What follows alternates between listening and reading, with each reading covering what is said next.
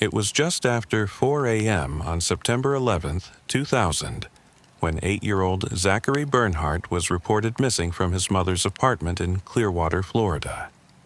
He had been sleeping in her bed. Less than an hour earlier, she said he was there. Then, without a sound, without a trace, he was gone. Zachary was a third grader at Plum Elementary School. He was bright, polite, and known for his big blue eyes and toothy grin.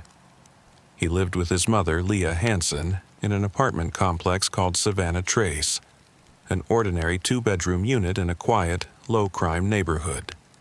He had no known history of running away. There was no custody dispute, no signs of abuse. By all accounts, he was just a typical kid, and everything in his life seemed normal, until that morning. Leah told police that she had trouble sleeping that night. She'd recently lost her job and was under stress. Around 4 a.m., she said she decided to go out for a walk to clear her mind and cool off. She left the door unlocked and her sleeping son in her bed. She later said she also took a quick swim in the apartment complex's pool. She was gone for roughly 30 to 45 minutes. When she returned, Zachary was gone. At first, she thought he might have wandered outside looking for her, or gone to a neighbor's apartment. But as time passed with no sign of him, she called 911. Officers arrived quickly. There were no signs of forced entry, no blood, no struggle. Zach's belongings were untouched.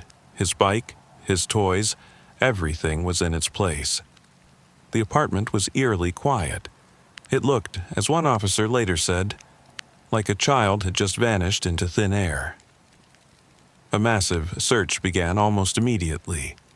Local police, K-9 units, helicopters, divers, they canvassed the apartment complex, nearby woods, retention ponds, dumpsters, and rooftops. Hundreds of volunteers joined in. But there was no trace of Zach. As the hours stretched into days, the case grew more frustrating. Police questioned neighbors and residents throughout the complex. Some reported seeing a suspicious man wandering the area in the early morning hours. One woman said she saw a tall, shirtless man lurking in the shadows near the pool. Others reported hearing noises outside around 4:30 a.m., but nothing specific enough to explain what had happened. The focus naturally turned to Leah. Her decision to leave the apartment that late, with her son asleep and the door unlocked, raised eyebrows. Some questioned whether her story was the whole truth. But authorities said they had no evidence to charge her, and no reason to believe she harmed her son.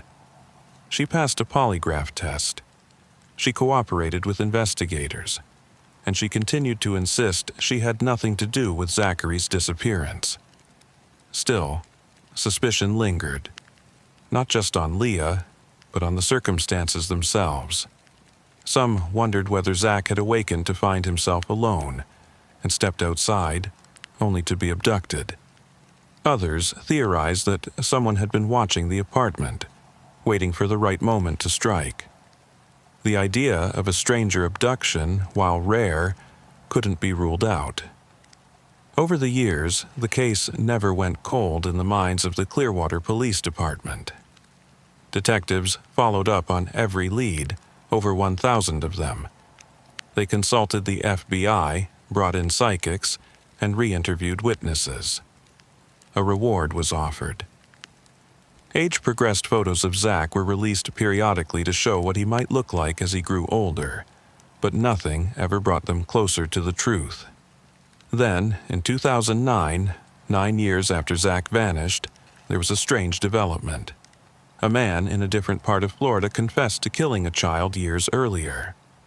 At first, investigators thought it might be Zach, but the story quickly unraveled. The man's details didn't match. He eventually recanted. Another dead end. In 2015, police publicly announced that they were re-examining the case with new forensic technology. They re-interviewed neighbors and people from Leah's past. They sifted through old evidence, but even with modern tools, no new answers emerged. Leah eventually moved away from Clearwater and has rarely spoken publicly about the case in recent years.